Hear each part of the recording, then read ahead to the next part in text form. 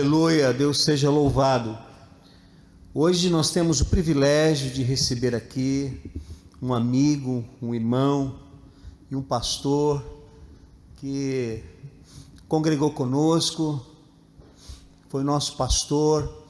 Ele está visitando aqui e é uma alegria poder recebê-lo.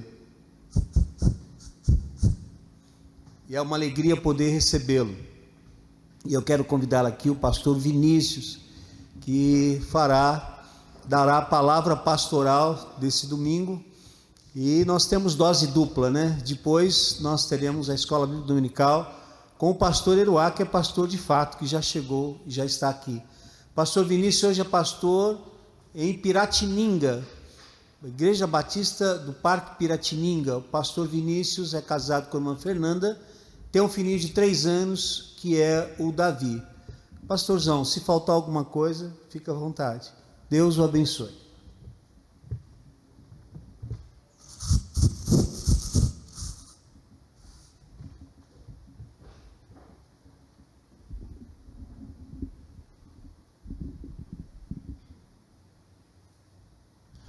Saúde os irmãos, com a graça e a paz do Senhor Jesus.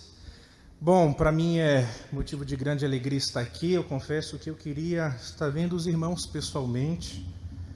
Eu fico bastante emocionado sempre que eu venho aqui à Central, porque aqui vivenciei tantas histórias boas. Aqui eu tive a confirmação do meu chamado, para o ministério pastoral. Estudei aqui no seminário, fui pastoreado, fiz amigos. Então eu louvo a Deus pela vida dessa igreja, que tem uma importância altamente significativa na minha vida. E eu tenho a alegria de vir aqui nessa manhã trazer uma palavra, trazer uma devocional. E eu queria que os irmãos abrissem as suas Bíblias em Jonas capítulo 1, do verso 7 ao verso 17. Será uma reflexão rápida na palavra de Deus. Quero compartilhar esse texto que falou de maneira tão profunda ao meu coração. Nós tivemos a oportunidade de fazer as exposições aqui no livro de Jonas em 2019, Foi um momento muito gratificante para a nossa igreja. Aprendemos muito, sobre a soberania de Deus. E eu quero trazer então uma devocional, um texto que nos ensina essas verdades e nos traz grandes aplicações para a nossa vida. O tema então da nossa devocional nessa manhã é a soberania de Deus e a loucura da desobediência. A soberania de Deus e a loucura da desobediência. Jonas capítulo 1, do verso 7 ao verso 17. A Bíblia que eu estou usando aqui é NVI. Eu creio que é a Bíblia que os irmãos também têm à disposição. Jonas capítulo 1, do verso 7 ao 17, diz assim: Então os marinheiros combinaram entre si: Vamos lançar sortes para descobrir quem é o responsável por essa desgraça que se abateu sobre nós. Lançaram sortes e a sorte caiu sobre Jonas. Por isso lhe perguntaram: Diga-nos, quem é o responsável por essa calamidade? Qual é a sua profissão? De onde você vem? Qual é a sua terra? A que povo você pertence? Ele respondeu: Eu sou hebreu, adorador do Senhor, o Deus dos céus, que fez o mar e a terra. Então os homens ficaram apavorados e perguntaram: O que foi que você fez? Pois sabiam que Jonas estava fugindo do Senhor, porque ele já lhes tinha dito. Visto que o mar estava cada vez mais agitado, eles lhes perguntaram: O que devemos fazer com você para que o mar se acalme? Respondeu ele: Peguem-me e joguem-me ao mar, e ele se acalmará. Pois eu sei que é por minha causa que esta violenta tempestade caiu sobre vocês. Ao invés disso, os homens se esforçaram ao máximo para remar de volta à terra, mas não conseguiram, porque o mar tinha ficado ainda mais violento. Eles clamaram ao Senhor: Senhor, nós suplicamos, não nos deixes morrer por tirarmos a vida deste homem. Não caia sobre nós a culpa de matar um inocente, porque tu, ó Senhor, fizeste o que desejavas. Em seguida pegaram Jonas e o lançaram ao mar, enfurecido, e este se aquietou. Ao verem isso, os homens adoraram o Senhor com temor, oferecendo-lhe sacrifício e fazendo-lhe votos. O Senhor fez com que um grande peixe engolisse Jonas, e ele ficou dentro do peixe 3 dias e 3 noites. Amém. Vamos orar.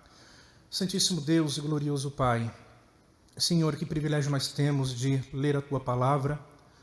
Ó Deus, a qual cremos que é inspirada, que é suficiente, que tem autoridade para guiar, ó Deus, e dirigir as nossas vidas. A nossa oração, ó Pai, é que essa palavra explicada e aplicada aos nossos corações possa produzir fruto e nos conduzir, ó Deus, no caminho de santidade ao Senhor. Nós pedimos iluminação pelo Teu Espírito e que esse momento de devoção ao Senhor, ó Pai, nos traga profunda edificação. É assim que oramos, em nome do Senhor Jesus. Amém e amém. Glória a Deus. Bom, os irmãos sabem o que aconteceu do verso 1 ao verso 6. Nós temos aqui Deus se revelando a Jonas. Nós temos aqui Deus comissionando Jonas para pregar a Nínive. E nós temos aqui Jonas empreendendo uma fuga do Senhor. Então nós vamos nos concentrar aqui do verso 7 ao verso 17, mas antes de tratarmos de algumas aplicações para a nossa vida, eu quero considerar algumas curiosidades, algumas informações que nós encontramos aqui no livro de Jonas. Primeiro, o protagonista deste livro não é Jonas, mas é Deus. Deus, ele chama Jonas, Deus dá mensagem, Deus, ele promove a tempestade que destrói o barco onde Jonas estava, Deus envia o grande peixe, Deus faz a planta crescer sobre a cabeça de Jonas, Deus faz a planta morrer, Deus promove conversão ao coração dos ninivitas. O grande protagonista dessa história não é Jonas, o grande protagonista dessa história é Deus. Uma segunda curiosidade, Jonas não é uma parábola.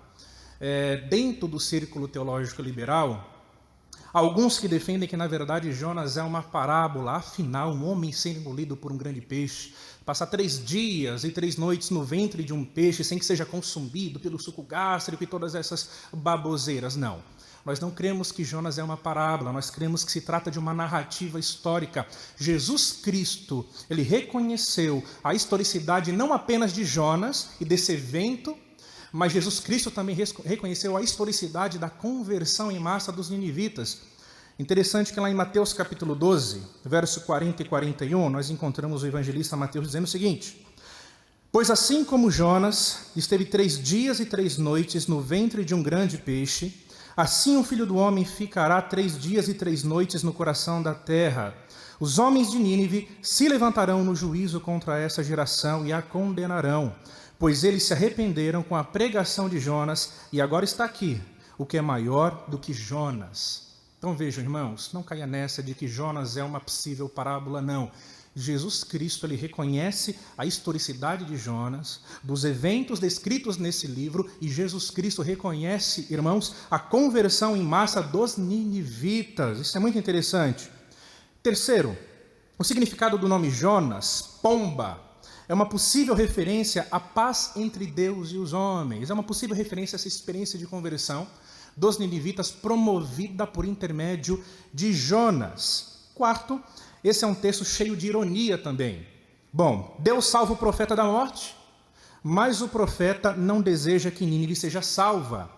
Nínive, uma nação pagã, tem uma real experiência de conversão, enquanto Israel, nos dias de Jonas, estava entregue à idolatria. Bom, um dos propósitos desse livro, irmãos, era denunciar o coração impenitente de Israel, mostrando por um lado uma nação pagã que tem uma experiência real de conversão, e por outro lado a nação, o povo da aliança, que se rebela contra o Senhor e permanecem em idolatria. E uma quinta e última curiosidade sobre esse livro: Jonas aponta para Cristo. Jonas aponta para Cristo, para a sua morte, para a sua ressurreição e para a inclusão dos gentios na nova aliança. Bom, trabalhando um pouquinho sobre essas curiosidades, eu quero então trazer aqui 3 lições, 3 aplicações para o nosso coração. Primeiro ponto da nossa mensagem está lá do verso 7 ao verso 10, onde nós aprendemos o seguinte: é impossível se esconder de Deus. Deus não é apenas o Criador, mas também sustenta e governa toda a sua criação. Toda a sua criação lhe obedece. Vamos ler mais uma vez, do verso 7 ao verso 10. Vamos identificar aqui, nesses textos, a soberania de Deus sendo detalhada de uma maneira maravilhosa. Do 7 ao 10 diz assim: então os marinheiros combinaram entre si: vamos lançar sortes para descobrir quem é o responsável por essa desgraça que se abateu sobre nós. Lançaram sortes e a sorte caiu sobre Jonas. Por isso lhe perguntaram: diga-nos quem é o responsável por essa calamidade. Qual a sua profissão, de onde você vem, sua terra, a que povo pertence? Ele respondeu: sou hebreu adorador do Senhor, o Deus dos céus, que fez o mar e a terra. Então os homens ficaram apavorados e perguntaram: o que foi que você fez? Pois sabiam que Jonas estava fugindo do Senhor, porque já lhes tinha dito. Irmãos, nós encontramos aqui o que as nossas confissões de fé, elas falam com muita frequência, né? Deus, ele não apenas cria, mas Deus, ele sustenta. Deus, ele dispõe da sua criação. Deus, ele governa. Deus, ele interage com a sua criação. Deus, ele é soberano. E nós encontramos base para isso aqui nesse texto. E é impossível fugir de um Deus com tanto poder, um Deus soberano. Interessante que o verso 7, ele introduz aqui marinheiros em pânico. Nós encontramos aqui a descrição de um quadro profundamente caótico. Estima-se que de Jope a Tarsis, nós poderíamos ter aí mais ou menos uns 800 quilômetros de distância, e um barco de médio porte costumava transportar aproximadamente 100 pessoas. Há essa possibilidade de que o barco onde Jonas estava transportando ali em média 100 pessoas, né? Um barco guiado por marinheiros, muito provavelmente experientes. Então os marinheiros, diante daquele caos, diante daquele quadro altamente horroroso, caótico, eles lançam sortes, né?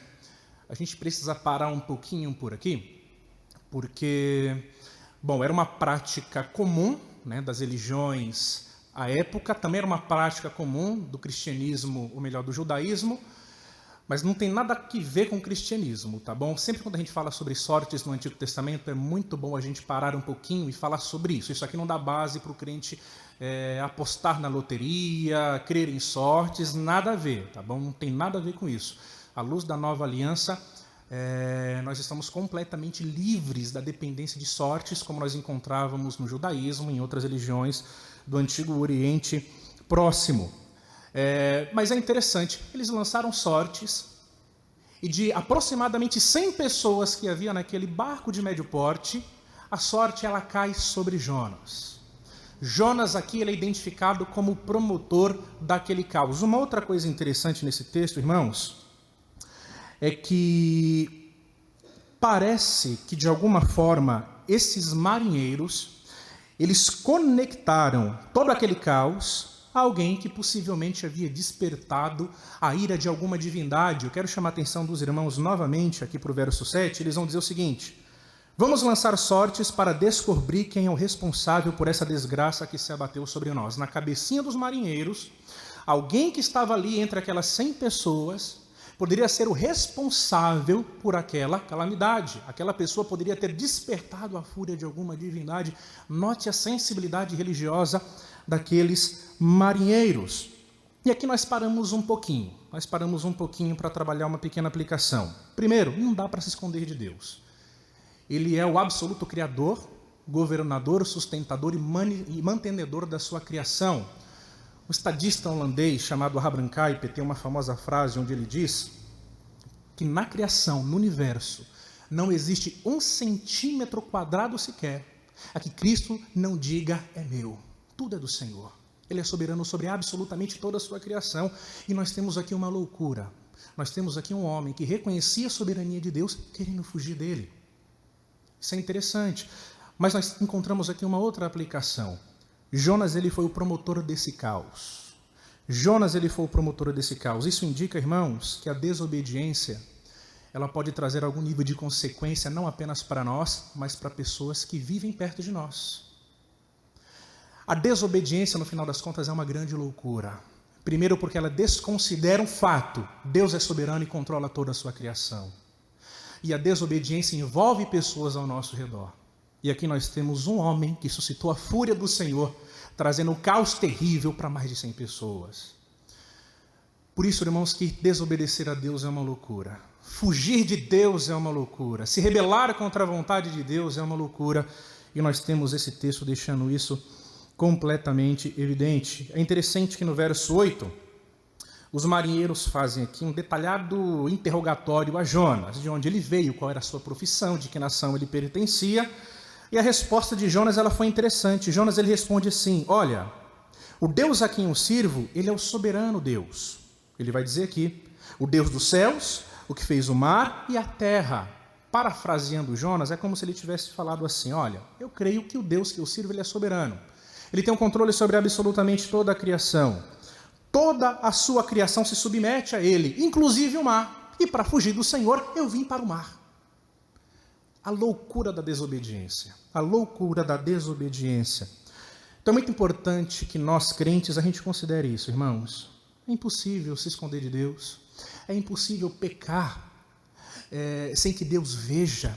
É impossível cometer alguns pequenos delitos sem que Deus ele considere isso. É impossível nutrir uma vida imoral, pecaminosa, sem que Deus perceba. Não dá. Não dá. Ele é o soberano Criador.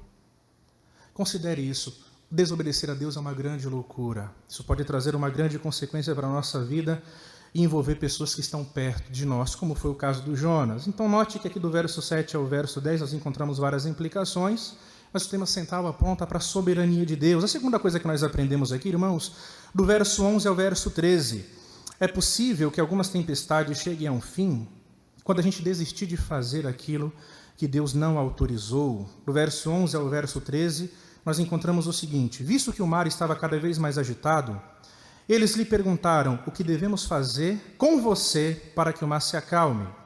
Respondeu ele: peguem-me e joguem-me ao mar, e ele se acalmará. Pois eu sei que é por minha causa que essa violenta tempestade caiu sobre vocês. Ao invés disso, os homens se esforçaram ao máximo para remar de volta à terra, mas não conseguiram porque o mar tinha ficado ainda mais violento. Bom, irmãos, Jonas ele sabia que a única forma de fazer cessar aquela terrível e violenta tempestade, que era uma expressão da fúria de Deus, era colocá-lo, ou melhor, era se colocar à disposição para ser lançado ao mar. E se ele não fizesse aquilo, a vida de muitas pessoas estaria correndo um grande risco. Jonas ele deveria sair daquela embarcação. Ele não tinha autorização de Deus para estar ali. Isso aqui traz algumas implicações para a nossa vida também, irmãos. Nem todo sofrimento, nem todo caos, nem todo problema tem algum tipo de consequência direta com os nossos pecados. Mas alguns problemas, algum nível de caos, tem algum tipo de conexão com os nossos pecados, sim. É muito provável que boa parte dos problemas que nós administramos seja uma expressão, um reflexo da nossa desobediência a Deus, porque nós acabamos empreendendo algo que Deus não autorizou. Então a gente tem que ser sensível a isso. Devemos ter essa devida sensibilidade. Jonas, ele empreendeu uma fuga não autorizada por Deus, uma viagem não autorizada por Deus. Isso trouxe prejuízos não apenas para a sua vida, mas para quem estava pertinho de Jonas. Então, irmãos, parece, de acordo com esse texto, que se porventura nós estejamos vivenciando algum nível de problema, de caos, de sofrimento por conta de algum pecado que nós estamos cometendo, por conta de alguma viagem não autorizada por Deus, esse texto deixa bastante explícito para nós que quando nós desistirmos dessa viagem não autorizada por Deus, quando nós cessarmos a nossa desobediência, quando nós reafirmarmos o nosso compromisso de obedecer ao Senhor, pode ser que a tempestade ela se acalme. E pode ser que a vida das outras pessoas seja colocada novamente em segurança. Então eu preciso considerar isso aqui. Talvez eu tenha que cancelar uma viagem não autorizada por Deus. Talvez eu tenha que sair de algum empreendimento que eu comecei não autorizado por Deus. Talvez eu precise me desvincular de algum nível de relacionamento que eu iniciei não autorizado por Deus. Caso eu não faça isso, a tempestade ela permanece e vidas estarão em risco. Esse, mais uma vez, é o resultado da desobediência. Então, esse texto deixa isso muito claro para nós. Interessante que o texto ainda vai dizer que os marinheiros eles tentaram procurar um jeito de preservar a vida de Jonas. Eles tentaram, de alguma forma, acalmar a tempestade e preservar a vida de Jonas sem ter que lançar Jonas no mar. Isso aqui também nos traz uma lição interessante. Quando nós sabemos que nós estamos errando, que nós estamos falhando, pecando contra o Senhor, obrigado. Essa é uma tendência do coração pecaminoso. Nós tentamos resolver o problema dando um jeitinho. Nós tentamos resolver os problemas sem sacrifício. Nós tentamos resolver os problemas sem nenhum nível de dor. Mas pode ser, irmãos, que para que o problema ele vá embora, para que a consequência dos nossos erros, de alguma forma se amenize, eu vou ter que assumir algum nível de sacrifício, algum nível de dor. Eu preciso entender isso. Eles tentaram dar um jeitinho e eles perceberam que aquilo não ia dar certo. Afinal das contas, tiveram que lançar Jonas no mar. Essa era a única forma de acalmar aquela tempestade. Isso mostra, irmãos, que não dá para enganar Deus. Tentar dar jeitinho, consertar a nossa vida do nosso modo, ajustar aquilo que nós fizemos de errado do nosso jeito, tentar diminuir a consequência dos nossos problemas, talvez isso não seja possível. O que eu, como crente, devo fazer? O que a gente, como crentes, devemos fazer? Devemos considerar isso. Estou vivenciando algum nível de problema porque eu causei, eu sou o promotor desse caos, pessoas estão sofrendo por minha causa, eu sou o grande pivô dessa problemática, eu preciso assumir essa responsabilidade, preciso lidar com a possibilidade de um sacrifício, eu preciso fazer o que tem que ser feito à luz da palavra de Deus para que esse problema ele acabe. Para que esse problema ele acabe. Não haveria possibilidade alguma daquela tempestade passar se Jonas ele não tivesse sido lançado naquele mar, né? Não havia possibilidade nenhuma. Então, apenas recapitulando, em primeiro lugar, Deus ele é soberano, não dá para se esconder do Senhor. Ele cria, sustenta, governa toda a sua criação. Em segundo lugar, é possível que algumas tempestades cheguem ao fim quando nós desistimos de fazer o que Deus não autorizou. E por fim, para a gente finalizar a nossa devocional, mais uma vez, Deus ele faz o que quer, como Ele quer. Se Ele quiser ser bondoso com quem não queremos, Ele será. E se Ele quiser nos usar para isso, Ele fará. E nós vemos aqui no finalzinho do verso 14 ao verso 17, justamente isso. Para a gente finalizar do 14 ao 17, eles clamaram ao Senhor. Nós encontramos aqui pagãos, tá? Fenícios, abandonando as suas divindades, abandonando as suas deidades e clamando a Yahvé. Né? Toda aquela experiência, de alguma forma, a desobediência de Jonas, de alguma forma, contribuiu para a experiência de conversão daqueles marinheiros, né? Do 14 em diante. Então clamaram ao Senhor: Senhor, nós suplicamos, não nos deixes morrer por tirarmos a vida deste homem. Não caia sobre nós a culpa de matar o inocente, porque tu, ó Senhor, fizeste o que desejavas. Fenícios reconhecendo a soberania de Yahvé. Isso aqui é interessante.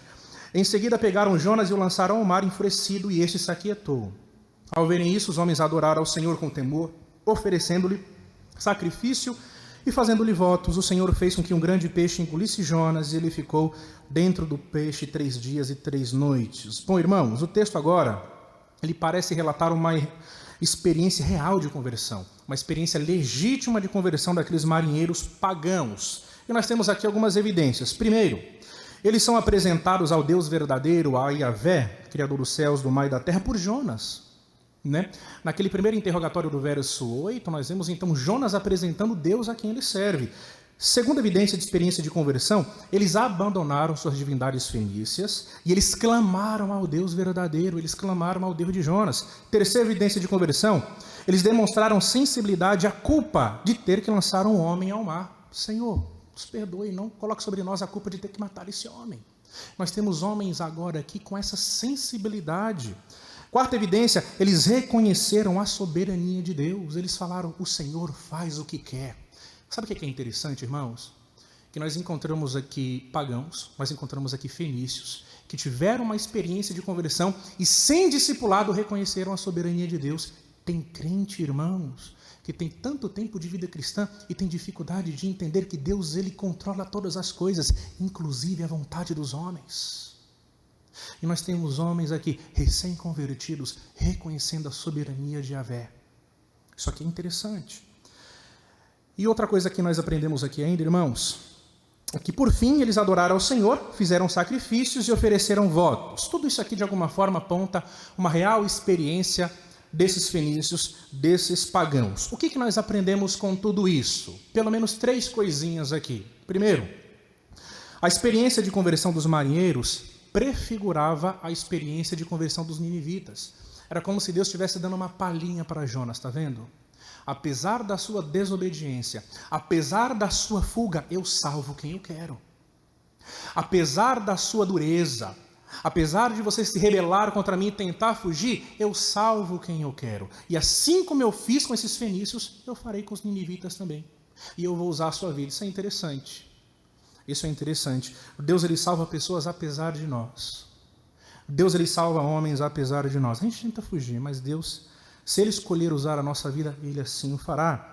Aprendemos uma outra coisinha aqui também, irmãos. Deus, ele levantou Jonas para ser um instrumento de salvação para as pessoas. Deus iria salvar quem ele quisesse por intermédio de Jonas. Isso fica claro nesse texto, não dá para fugir. Pastor, eu não vou entrar aqui em assuntos polêmicos, né? Porque eu não tenho tempo para me desdobrar em relação a isso. Mas, irmãos, não tem para onde fugir. Nós vemos um Deus absolutamente determinado em usar a vida de Jonas para que pessoas fossem salvas, e ele fez. Ele fez. Jonas tentou correr, mas Deus resolveu usá-lo e Deus usou. E uma terceira coisa que nós ainda aprendemos aqui, irmãos, é que Deus, ele demonstra para com Jonas a mesma misericórdia que ele demonstraria para com os ninivitas. Assim como Deus, ele preserva Jonas da morte, Deus, ele preservaria os ninivitas da morte também. Assim como ele resgata Jonas daquele mar tempestuoso, Deus, ele também faria o mesmo com os ninivitas. Eles seriam salvos. Por fim, irmãos, eu quero trazer uma pequena conclusão aqui para o nosso coração. O verso 17, ele diz o seguinte: o Senhor fez com que um grande peixe engolisse Jonas, e ele ficou dentro do peixe 3 dias e 3 noites. Lembram do que a gente falou no início? Esse texto aqui aponta para Cristo. Lá em Mateus capítulo 12, verso 40 a 41, Jesus disse: pois assim como Jonas esteve 3 dias e 3 noites no ventre de um grande peixe, assim o Filho do Homem ficará 3 dias e 3 noites no coração da terra. Eu acredito que é muito válido para nós, nesse domingo, onde é celebrada a Páscoa, onde nós enchemos os nossos corações de esperança pela mensagem do Evangelho, eu acho muito válido a gente relembrar essa experiência de Jonas nesse dia de Páscoa. Primeiro, irmãos, nós queríamos estar celebrando esse momento presencialmente, todos juntos aqui, como o pastor Luiz Antônio falou. Uma prática da Igreja Batista Central, já há anos, né, comemorar aqui amanhã, tendo um café maravilhoso, de comunhão e tudo mais. Não queria estar vivenciando esse momento. Como eu lido com isso? Eu me lembro que Deus é soberano. Toda a criação está debaixo do seu absoluto controle. Pastor, inclusive é pandemia? Sim, inclusive é pandemia. Deus, ele é absolutamente poderoso. E o livro de Jonas nos mostra isso. Deus, ele controla céus e terra.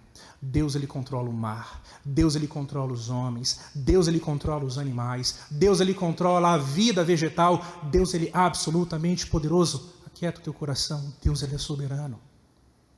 Deus, ele é soberano. Mas tem uma coisa que você não pode fazer, à luz desse texto: desobedecer. Isso é uma loucura. Isso é uma loucura. O que nós precisamos considerar nesse domingo, onde nós celebramos a ressurreição do Senhor Jesus, é isso.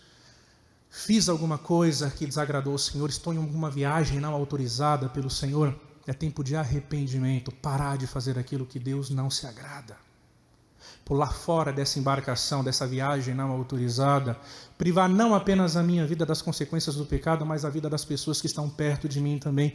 Não é só eu que sofro, a minha família sofre. Quando eu peco, a minha igreja sofre. E por fim, irmãos, quando Deus, ele quer salvar alguém, quando Deus, ele quer fazer algo e deseja usar a nossa vida, Deus vai usar. Você pode tentar fugir para onde você quiser. Se Deus quiser fazer alguma coisa, ele fará. Pastor, mas e a minha vontade? Deus, ele dobrará a sua vontade. Pastor, mas e a minha capacidade de escolha? Deus moverá o seu coração pelo Espírito Santo.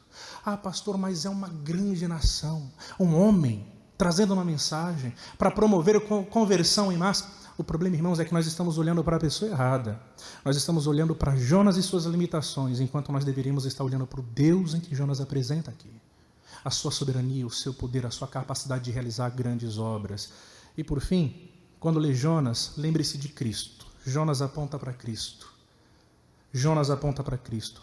Assim como Jonas foi lançado ao mar, foi um sacrifício para que aqueles marinheiros fossem salvos. O Senhor Jesus Cristo também morreu. Permaneceu 3 dias no ventre da terra para que eu e você desfrutássemos de salvação. E é isso que nós celebramos hoje, nesse domingo de Páscoa. Nós celebramos salvação. Jesus, ele morreu, mas ele ressuscitou, e essa é uma realidade, esse é um fato histórico, nós cremos nisso. E é por isso que a nossa fé permanece de pé. Jesus Cristo ressuscitou. E se Ele ressuscitou, sendo primogênito dos mortos, nós também ressuscitaremos com Cristo. Ressuscitaremos com Cristo. Quero compartilhar aqui uma palavrinha um pouco dolorida. Essas últimas semanas foram bem difíceis, né, para a maioria de nós. Perdemos muitos entes queridos. Há 2 semanas atrás perdi um colega. Ontem perdi outro colega por conta do Covid. Nós ficamos com o nosso coração apertadinho. Dói demais. Nós choramos. Mas esse texto, de alguma forma, irmãos, ele alegra o nosso coração e nos dá esperança, porque ele fala sobre a ressurreição dos mortos. O vírus, ele pode, de alguma forma, não apenas o vírus, irmãos, mas qualquer tipo de problema na vida, um acidente, uma doença, pode afetar o nosso corpo físico, mas nada, irmãos, pode impedir a nossa ressurreição. Nada pode impedir a nossa ressurreição. Nós podemos sofrer no nosso corpo físico aqui nessa terra, mas a nossa vida eterna ela está absolutamente garantida e nada pode tocá-la. Então se lembre disso, assim como Cristo ressuscitou dos mortos, nós também iremos um dia ressuscitar dos mortos, iremos encontrar os nossos irmãos e viver a alegria do reino do Senhor por toda a eternidade. Quero orar mais uma vez, curva a sua fronte. Santo Deus, eterno Pai, esse texto de Jonas ele é bastante abrangente e nós pedimos que nos ajude a crer no Deus de Jonas, nesse Deus revelado na Escritura Sagrada. Nos ajude a crer que o Senhor é, como apresentado aqui, absolutamente soberano, tem um controle sobre toda a criação. Nos ajude, Deus, a considerar, ó Deus, a desobediência como uma loucura, Senhor. Nos ajude, Pai amado, a abrir mão de empreendimentos não autorizados pelo Senhor o quanto antes. E nos ajude, Senhor, a crer que o Senhor é poderoso para usar a nossa vida, para converter quem o Senhor quiser. E assim como Cristo ressuscitou dos mortos, um dia nós também iremos ressuscitar dos mortos, Senhor. A nossa vida não está limitada a essa terra, nós temos a esperança da ressurreição. É assim que oramos, em nome de Jesus. Amém e amém. Que Deus abençoe a todos.